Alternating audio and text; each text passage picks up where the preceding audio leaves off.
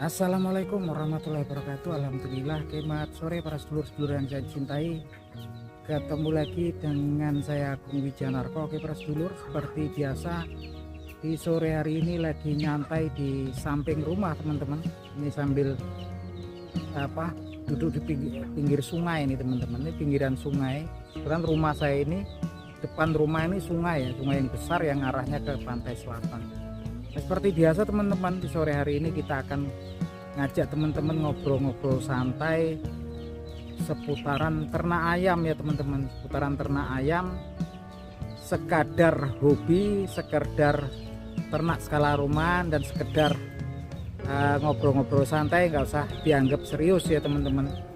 Yang jelas untuk nyambung seduluran, nyambung pertemanan antara sesama penghobi. Oke teman-teman, jadi nanti kalau kita ngobrol juga ada baiknya kalau teman-teman punya akun Telegram, bisa main ke akun Telegram saya. Karena kalau ngobrol ayam itu sebetulnya kalau cuman cerita-cerita kemudian nggak lihat sesungguhnya seperti apa, wah nanti nggak match ya, nggak nyambung gitu teman. Nah, oke teman-teman, sambil ngobrol saya ngasih makan ayam-ayam piaraan saya. Oke teman-teman, ini suasana di samping rumah, ini sungai gede teman-teman.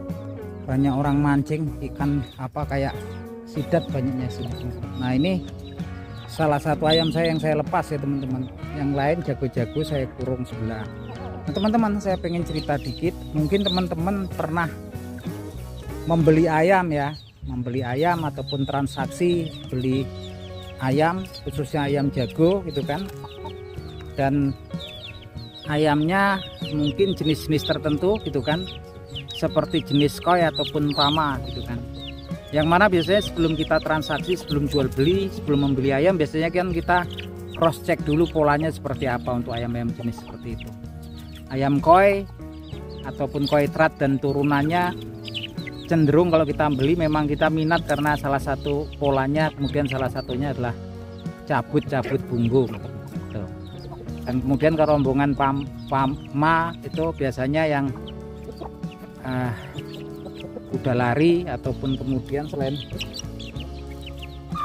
kuda lari biasanya juga kita kan memang yang peranggal-peranggal gitu, atlet peranggal gitu kan. Nah teman-teman, mungkin ada kalanya teman-teman pernah beli koi yang memang di video kemudian cabut-cabut punggung, tapi kemudian ketika sampai rumah, sampai tempat kita kok kemudian kita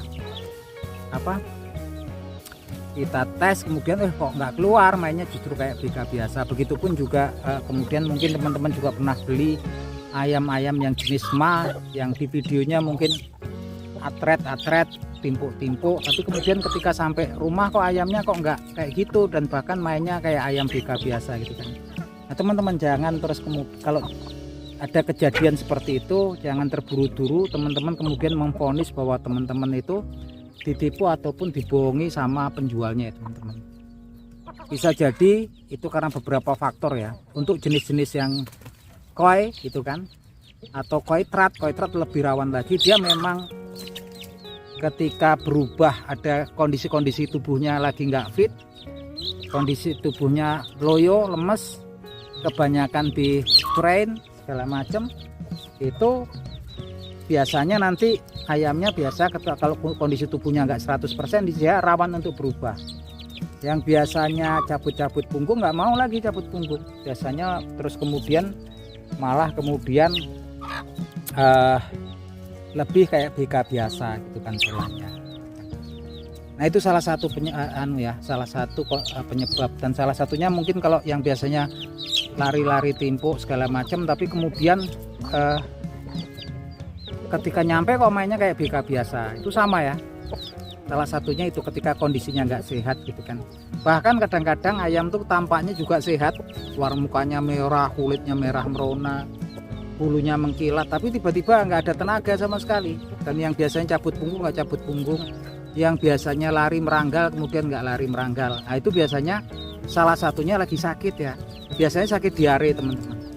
Diare itu beraknya berair ataupun encer. Kalau beraknya berair atau encer gitu kan, sekalipun dia tampilannya ayamnya itu kayak seger biasa gitu kan, dia rawan berubah teman-teman. Nah, itu salah satu kondisi nggak fit, terus kemudian lagi terserang penyakit seperti diare itu rawan. Makanya kalau biasanya mau pro itu dilihat dulu fesesnya dia berair enggak. Kalau berair pasti nggak ada, hilang tenaganya. Nah salah satunya itu, dan yang terpenting salah satunya adalah bobot ideal untuk jenis-jenis koi ataupun ma gitu kan, dibilang kayak pama ya teman-teman. Itu bobot idealnya rata-rata size-nya itu kalau ya umur belum mabung itu bobot idealnya antara 2,7 sampai 2,9 koi sama ma. Nanti kalau lebih dari itu sampai kemudian 3,2 atau 3,3 biasanya itu nanti polanya berubah ya, dia obesitas tuh.